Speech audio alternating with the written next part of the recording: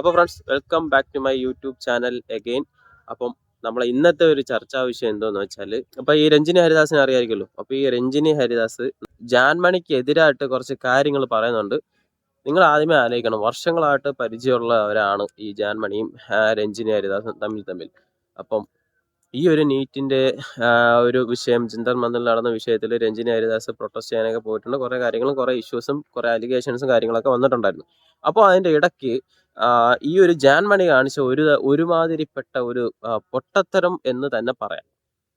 ആരെങ്കിലും ചെയ്യുന്ന പ്രവൃത്തിയാണോ ഒരു രാജ്യത്തിൻ്റെ പ്രധാനമന്ത്രി അല്ലെങ്കിൽ ഒരു പ്രധാന സേവകനെ ഒരു പേഴ്സണലി ഒരു അപമാനിക്കുക എന്ന് വെച്ച് കഴിഞ്ഞാൽ അത് നല്ല രീതിയിൽ ഒരു പണി കിട്ടുന്ന ഏർപ്പാട് തന്നെയാണ്.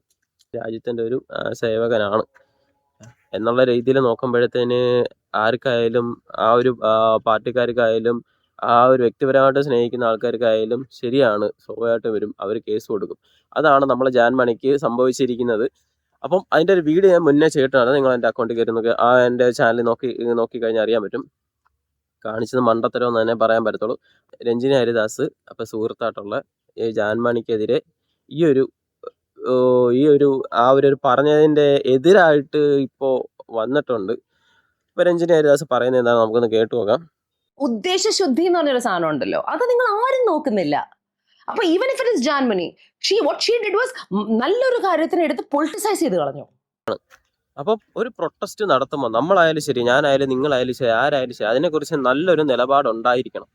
ഒന്നുകിൽ നല്ലൊരു നിലപാടുണ്ടായിരിക്കണം, ഇല്ലെങ്കിൽ അതിനെക്കുറിച്ച് പ്രതികരിക്കാനോ അല്ലെങ്കിൽ അതിനെതിരെ സംസാരിക്കാനോ പോകരുത്. കാരണം നമ്മൾ ഈ എതിരെ നിൽക്കുന്ന ആൾക്കാർക്ക് നമ്മളെക്കാളും ചിലപ്പോൾ നല്ല അറിവും കാര്യങ്ങളൊക്കെ ഉള്ളതായിരിക്കും. അവർ രണ്ടു മൂന്ന് വാക്കുകൾ തിരിച്ചടിക്കുമ്പോഴത്തേനും ഒന്നും പറയാൻ പറ്റാത്ത അവസ്ഥയായി പോകും.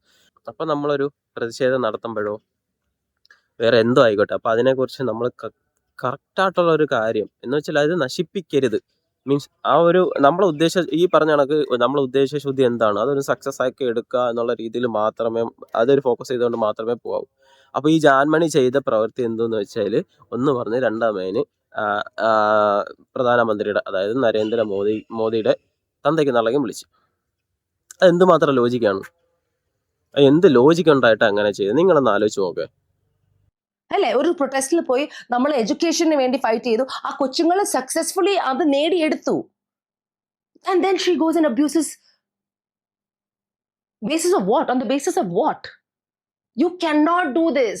ഒരു സബ്ജക്റ്റിനെ കുറിച്ച് നമ്മൾ സംസാരിക്കുമ്പോൾ ആ സബ്ജക്റ്റിനെ കുറിച്ച് സംസാരിച്ച് നമുക്ക് വാഗ്വാദം ചെയ്യാം. We can talk about a subject and we will have a fight. നമുക്ക് ഡിബേറ്റ് ചെയ്യാം. A debate is healthy. പക്ഷെ you cannot start attacking a person by saying നീ ഇതാണ്, നീ അതാണ്, like personal attacks and racist attacks അല്ലെങ്കിൽ religious attacks. Like what is this? What is wrong with everybody? അതാണ് ഇപ്പൊ രഞ്ജിനി ഹരിദാസ് പറഞ്ഞതെന്ന് വെച്ചാൽ, ആൾക്കാർ പറയുന്നത്, പല ആൾക്കാരും പല രീതിയിലും പല കാര്യങ്ങളും പറയും. പക്ഷെ ഒരു ഇൻഫ്ലുവൻസർ എന്നുള്ള നിലയ്ക്ക് ഒരു നല്ലൊരു പൊസിഷനിൽ നിൽക്കുന്ന ഒരാൾ ഇങ്ങനെ പറഞ്ഞു കഴിഞ്ഞാൽ ബാക്കിയുള്ള ആൾക്കാർ ഇവർക്കിട്ട് കുത്താൻ വേണ്ടിയിട്ട് മാത്രമേ നിൽക്കത്തുള്ളൂ. മനസ്സിലായോ? അതിനിപ്പോൾ രഞ്ജിനി ഹരിദാസ് പറഞ്ഞാൽ പോലും രഞ്ജിനി ഹരിദാസിനും എതിരായാലും ശരി, ഇങ്ങനെ കേസും കാര്യങ്ങളും പിന്നെ എതിരെ തിരിഞ്ഞുകൊണ്ടിരിക്കും. സൊസൈറ്റി നിങ്ങൾക്കെതിരെ തന്നെ തിരിഞ്ഞുകൊണ്ടിരിക്കും. കാരണം നിങ്ങളെ ആ ഒരു ലെവലിൽ കാണുന്ന ആൾക്കാരുണ്ട്, നിങ്ങൾക്കൊരു പൊസിഷൻ തന്നിട്ടുണ്ട്. അപ്പം അത് മറികടന്നിട്ട് ഇങ്ങനത്തുള്ള പേഴ്സണലി അപമാനിക്കുക എന്ന് വെച്ചാൽ, ജാൻമണിയുടെ കേസാണ് ഞാൻ പറയുന്നത്, പേഴ്സണലി അപമാനിച്ച് ഒരു പ്രൊട്ടസ്റ്റിൻ്റെ അതുമായിട്ട് ലിങ്ക്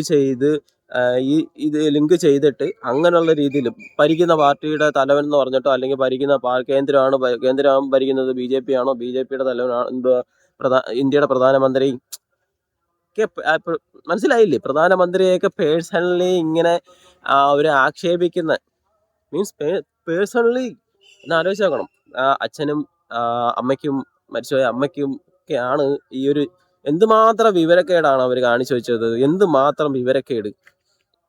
അവർക്ക് ഇതിനെക്കുറിച്ച് ഇതറിയാം? ചുമ്മാ അവർക്കിങ്ങനെ വായി വരുന്ന ഓരോരോ കാര്യങ്ങൾ മാത്രം പറയാൻ പറ്റത്തുള്ളൂ. മനസ്സിലായോ? ചുമ്മാ പേരിന് വേണ്ടി പോയതാണ്. സത്യം പറഞ്ഞാൽ രഞ്ജിനി ഹരിദാസിന് സപ്പോർട്ടായിട്ട് അവിടെ ജന്തർ മന്ദിറിലുണ്ടായിരുന്നു. പക്ഷെ അത് ഈ ഒരു സപ്പോർട്ട് ചെയ്തത് വെറുതെ ഒരു ഫെയിം ആവാൻ വേണ്ടി നോക്കിയതാ. അത് കണക്കാണ് ഈ പേളിമാണിയുടെ അവസ്ഥയും അതൊക്കെ തന്നെ. ചുമ്മാ ഫെയിം ആവാൻ വേണ്ടി ഇപ്പൊ വേറെ എന്തൊക്കെ കിടന്ന് ഉരുണ്ട് പറയുന്നുണ്ട്. ഈ പേളിമാണിയുടെ അവസ്ഥ അത് പിന്നെ അതിനകത്തോട്ട് വരാം. അപ്പൊ ഈ ജാൻമണിയുടെ കേസ് പറയുകയാണെങ്കിൽ ഇതാണ് അവസ്ഥ. നാട്ടുകാർ ഇത്രയും വാരിയിട്ട് ഊക്കിക്കൊണ്ടിരിക്കുകയാണ്.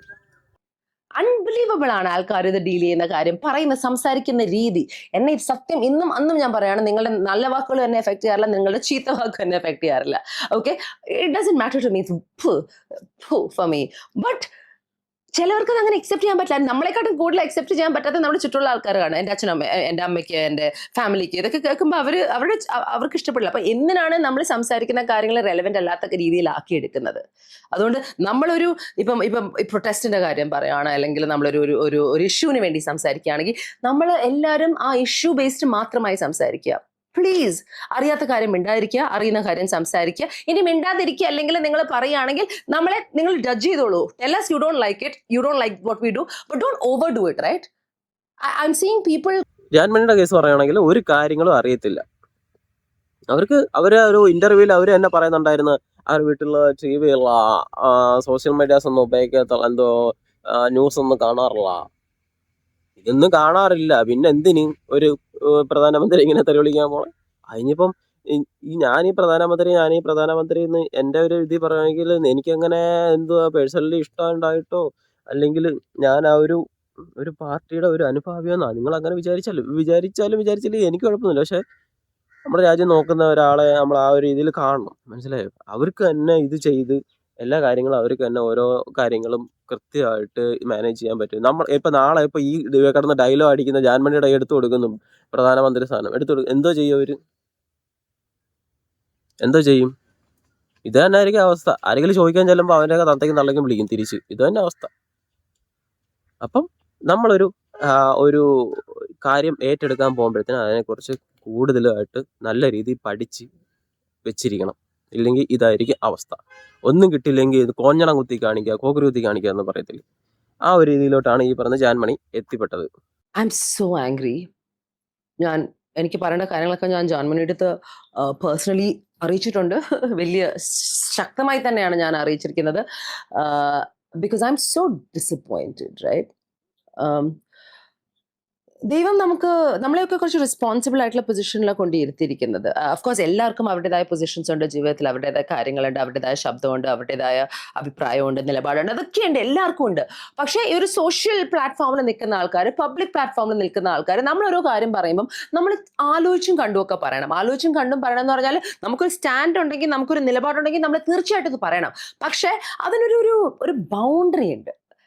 നമ്മളുടെ freedom of expression, freedom of speech അതൊരു ഹേറ്റ് ക്യാമ്പയിൻ ആയിട്ട് മാറാൻ പാടില്ല. അതൊരു മറ്റൊരാളെ താത്തിക്കെട്ടാൻ വേണ്ടിയിട്ടുള്ള ഒരു അപ്പൊ അതാണ് എനിക്കും പറയാനുള്ളത് അതൊക്കെ തന്നെയാണ്. നമ്മളൊരു സോഷ്യൽ മീഡിയയിൽ ഒരു ഇതായിട്ട് നിൽക്കുന്ന പ്രത്യേക എന്തുവാ ഈ പറയുന്ന കണക്ക് ഭയങ്കര ആക്റ്റീവായിട്ട് നിൽക്കുന്ന ഒരാളാണെങ്കിൽ, അല്ലെങ്കിൽ പിന്നെ ഒരു ഇൻഫ്ലുവൻസർ, സെലിബ്രിറ്റി എന്നുള്ള രീതിയിലൊക്കെ നിൽക്കുന്ന ഒരാൾ ഒരു കാരണവശാലും ഇങ്ങനെ അവരെ വായുന്ന ഒരു കാരണവശാലും ഇങ്ങനത്തുള്ള കാര്യങ്ങൾ പറയാൻ പാടില്ല എന്നാണ് ഈ ഒരു രഞ്ജിനി ഹരിദാസും പറയുന്നത്. ഞാനും അത് തന്നെയാണ് പറയുന്നത്. അല്ലെങ്കിൽ പിന്നെ അതിനെക്കുറിച്ച് വ്യക്തമായിട്ടുള്ള നിലപാടും കാര്യങ്ങളൊക്കെ ഉണ്ടായിരിക്കണം. അല്ലാതെ ചുമ്മാ വായി വരുന്ന കാര്യങ്ങളൊന്നും പറഞ്ഞിട്ട് പേഴ്സണലി ഒരാളെ അറ്റാക്ക് ചെയ്യുന്ന രീതിയിലൊക്കെ ഒന്ന് പറഞ്ഞു കഴിഞ്ഞാൽ അതെങ്ങനെ ഇരിക്കും? ജനങ്ങൾ അക്സെപ്റ്റ് ചെയ്യുമോ? പറ്റത്തില്ല. അപ്പൊ ഇങ്ങനത്തുള്ള ആൾക്കാരുടെ അടുത്ത് ഇനി എത്ര പറഞ്ഞിട്ട് അവർ കേൾക്കാനൊന്നും പോകുന്നൊന്നുമില്ല. അവർ ഇത് തന്നെ ആവർത്തിച്ചുകൊണ്ടിരിക്കാനാണ് സാധ്യത കൂടുതൽ. അല്ലെങ്കിൽ മനസ്സിലാക്കി അവര് ഈ ഒരു കാര്യം ഇതിന് ഇത്രമാത്രം അവരെ ബാധിച്ചു എന്ന് അവർക്ക് തോന്നുവാണെങ്കിൽ അവർ അതുകൊണ്ട് മാറുന്നെങ്കിൽ മാറട്ടെന്നേ എനിക്ക് പറയാനുള്ളൂ. അല്ലെങ്കിൽ ഞങ്ങൾക്ക് എല്ലാവർക്കും ഇതിന്റെ രീതിയിൽ ഇങ്ങനെ നടന്ന് ഒരു ഒരു നല്ലതല്ലാത്ത രീതിയിൽ ഇങ്ങനെ പറഞ്ഞൊപ്പിച്ചതിന് അവരിത് മനസ്സിലാക്കണമെന്നേ പറയാനുള്ളൂ. ഒരു അറ്റംപ്റ്റ് ആവരുത്. മറ്റൊരു കാര്യത്തിന്റെ ചിന്താഗതിയെ കുറിച്ച്, റൈറ്റ്? പക്ഷെ അതിന്റെ ഒരു എൻഡ് ലൈൻ എന്ന് പറയുന്നത്, I'm not here to insult another person, I'm not here to bring down another person. നമ്മൾ ആരും ചെയ്യാം, അങ്ങനത്തെ കാര്യങ്ങളൊക്കെ ചെയ്യാം, മര്യാദയ്ക്ക് ചോദ്യം ചെയ്യാം. എന്തിനാണ് നമ്മൾ പേഴ്സണലായി അറിയാത്ത കാര്യങ്ങളെ കുറിച്ച് അത് ഫാക്ട്സ് എന്ന രീതിയിൽ പ്രസന്റ് ചെയ്യുന്നത്? എനിക്ക് ഒരിക്കലും മനസ്സിലാവാത്തൊരു കാര്യമാണ്. ഞാൻ വളരെ ഓണസ്റ്റ്ലി പ്രതികരിക്കുന്ന ഒരാളാണ്. I talk about things very very honestly, മുഖത്ത് നോക്കി പറയും.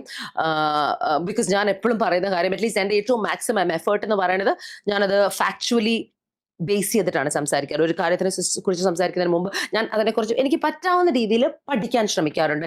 ഇന്നത്തെ കാലത്ത് കറക്റ്റ് രീതിയിൽ പഠിക്കാൻ കുറച്ച് ബുദ്ധിമുട്ടാണ്. ബിക്കോസ് അത്രയും അധികം ഇൻഫർമേഷൻ ആണ് ഉള്ളത്. പണ്ടൊക്കെ കുറച്ചുകൂടെ സിംഗുലർ നാരറ്റീവ്സ് ആയിരുന്നു. കുറച്ച് ആൾക്കാരുടെ കാര്യങ്ങൾ മാത്രം നോക്കിയാൽ മതിയായിരുന്നു. ഇൻഫർമേഷൻ മാത്രം വായിച്ച് ഒരു പ്രവൃത്തി നമ്മൾ ചെയ്യാൻ പോകുമ്പോഴത്തേനും അത് അതിൻ്റെതായ ഫോക്കസും കാര്യങ്ങളൊക്കെ വേണം. അല്ലാതെ ഈ ജാൻമണിയുടെ കേസ് പറയണത് ഈ ആരെങ്കിലും ക്യാമറയും പിടിച്ചോണ്ട് വന്നിട്ട് നീറ്റിനെ കുറിച്ച് എന്താണ് പറയാനുള്ളതെന്ന് പറയുമ്പോഴത്തേക്കും നീറ്റിനെ കുറിച്ച് എനിക്കൊന്ന് പറയാനോ, എനിക്ക് നരേന്ദ്രമോദി അതാണ് ഇതാണെന്ന് പറഞ്ഞിട്ട് വർഷത്തിന്റെ കണക്കൊക്കെ പറയുന്നു. അച്ഛന്റെ കാര്യം പറയുന്നു, അമ്മയുടെ കാര്യം പറയുന്നു. ഇതൊന്നും നല്ല കാര്യമൊന്നുമല്ല. പിന്നെ അത് കേട്ടിട്ട് വന്നിരുന്നിട്ട് കരഞ്ഞിട്ടും ഒരു കാര്യമില്ല. ഇത്ര വർഷം പരിചയമുള്ള ഈ രഞ്ജിനി ഹരിദാസ് വരെ ജാൻമണിക്കെതിരെ സംസാരിച്ച് ജാൻമണി അത് കേട്ടേ പറ്റത്തുള്ളൂ. കേൾക്കാനുള്ള ബാധ്യസ്ഥരാണ് അവർ പറഞ്ഞ കാര്യങ്ങളിൽ വെച്ചിട്ട് അവർ ബാധ്യസ്ഥരാണ്. അപ്പൊ ഇത് കണക്ക് പല ആൾക്കാരും കേസ് കൊടുത്തിട്ടുണ്ട്. ഇത് കണക്ക് ജാൻമണിക്കെതിരെ പല ഈ പ്രധാനമന്ത്രിയെ പറഞ്ഞ് പല ആൾക്കാരും കേസ് കൊടുത്തിട്ടുണ്ട്. കേസുകൾ ഇങ്ങനെ വന്നുകൊണ്ടേയിരിക്കും. വായി തോന്നുന്ന കാര്യം വിളിച്ചു പറയാനൊന്നുമല്ല സോഷ്യൽ മീഡിയ. എല്ലാവർക്കും അഭിപ്രായ സ്വാതന്ത്ര്യം ഉണ്ട് എന്നും പറഞ്ഞ അഭിപ്രായ സ്വാതന്ത്ര്യം പറയുമ്പോഴത്തേന് അതിനകത്ത് കുറച്ച് കാര്യങ്ങൾ വ്യക്തപരമായിട്ട് ഓരോ ആൾക്കാരെ പറഞ്ഞു കഴിഞ്ഞാൽ അതിനും നടപടിയൊക്കെ എടുക്കാനുള്ളതുണ്ട്. ഇത് പിന്നെ ഇങ്ങനെ ഒരു ശൃംഖലയാണ്. ഇതിങ്ങനെ കണ്ടിന്യൂസ് ആയിട്ട് ചെയിനാണ്. ഇതിങ്ങനെ കണക്റ്റായി അടുത്ത ആളെ കിട്ടും, അതെടുത്ത് അവിടെ ഇടും, ഇവിടെ ഇടും, അവരതെടുത്ത് ഒരു കണ്ടന്റ് ആക്കും. അങ്ങനെ പൊക്കോണ്ടേയിരിക്കും. അപ്പം ഫേമസ് ആയിട്ട് നിൽക്കുന്ന ആൾക്കാരും ഒരു സോഷ്യൽ മീഡിയയിലോ അല്ലെങ്കിൽ എന്തായാലും ശരി ഒരു ലെവലിൽ നിൽക്കുന്ന ആൾക്കാർ ഇങ്ങനെ പറയുന്നതിനകത്തൊക്കെ എല്ലാ ആൾക്കാരും ശ്രദ്ധിക്കും. ജനങ്ങളെല്ലാം ശ്രദ്ധിക്കും. നിങ്ങൾക്ക് നല്ല രീതിയിലുള്ള പണി കിട്ടും. അപ്പോൾ വീഡിയോ കണ്ട് ഇഷ്ടപ്പെടുകയാണെങ്കിൽ നിങ്ങൾ തീർച്ചയായിട്ടും സബ്സ്ക്രൈബ് ചെയ്യണം, ലൈക്ക് ചെയ്യണം, ഷെയർ ചെയ്യണം, കമൻറ്റ് ചെയ്യണം. അപ്പം അടുത്തൊരു വീഡിയോ കാണുന്നവരെല്ലാവർക്കും ഗുഡ് ബൈ.